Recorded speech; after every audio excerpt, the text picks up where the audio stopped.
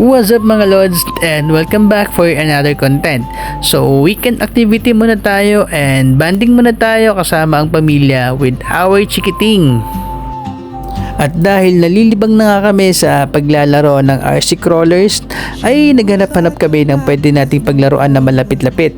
Kaya napadpad nga kami rito sa Dasmariñas, Cavite, itong RC Truck Adventure.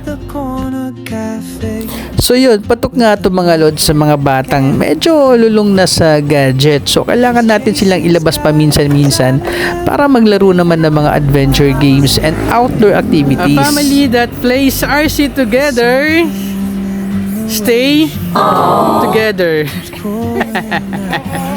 want to play RC. Alright side, right. Lala. Bakit di mo ni-right?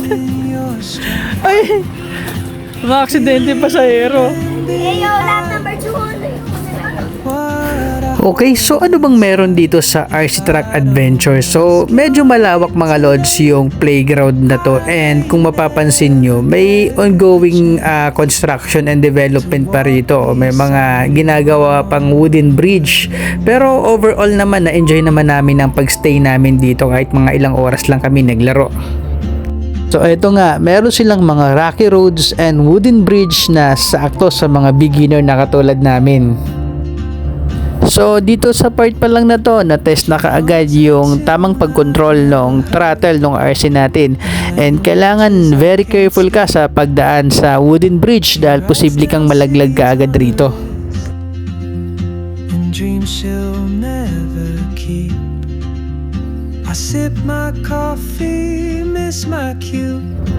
Very tight din pala yung mga corners dito mga lods, na medyo mabato talaga. And dito pa lang sa part na to naman, matetest din yung tamang maneuvering and patience mo rito dahil unti-unti kailangan mailiko mo siya ng maayos na hindi lumalagpas sa gilid mga lods. Ang ganda rin ng pagkakagawa at mukhang pinag-isipan talaga yung paglagay ng wooden bridge dito. Sakto yung kanyang tarik and kailangan maingat ka rito dahil posible kang bumaliktad o malaglag sa gilid mga lods. So careful yung pag-akyat namin dito at tuwang-tuwa kami ng mga bata sa part na to.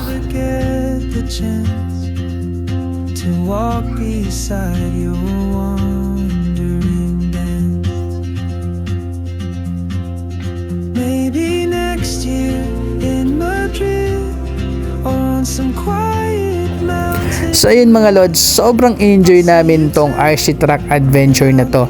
And sa katunayan nga, nakailang ikot kami rito sa truck na to. And halos lowbat na yung mga baterya ng aming mga RC cars. So nakakatuwa yung very rocky road nila, yung pinag-isipan na mala wooden bridge, mga tight corners, and may mga side hills pa nga eh. So sakto yung mahabang bridge na ang sarap akyatan at daanan ng RC cars natin. May tunnel pa nga silang ginawa mga lods, and ayun, talagang na-enjoy namin tong park na to. So mga lods, sa mga balak pumunta rito na malapit-lapit sa Cavite, so paki-search nyo na lang itong RC Truck Adventure. So lalabas naman yan sa ating mga Waze and sa ating mga Google Maps.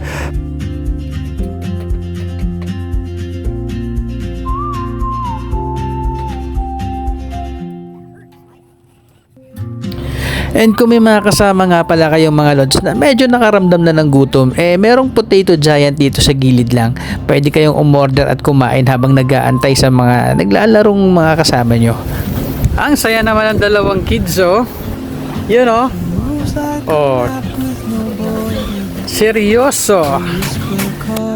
At kung wala naman pala kayong dalang RC cars mga lods at gustong subukan tong larong to, meron silang for rent dito.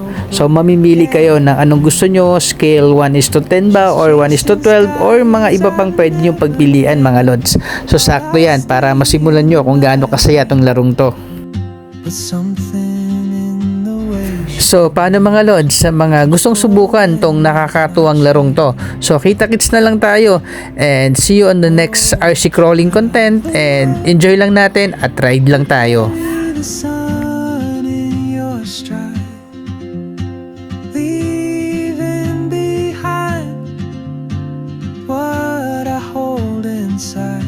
If I don't ask ask your name today.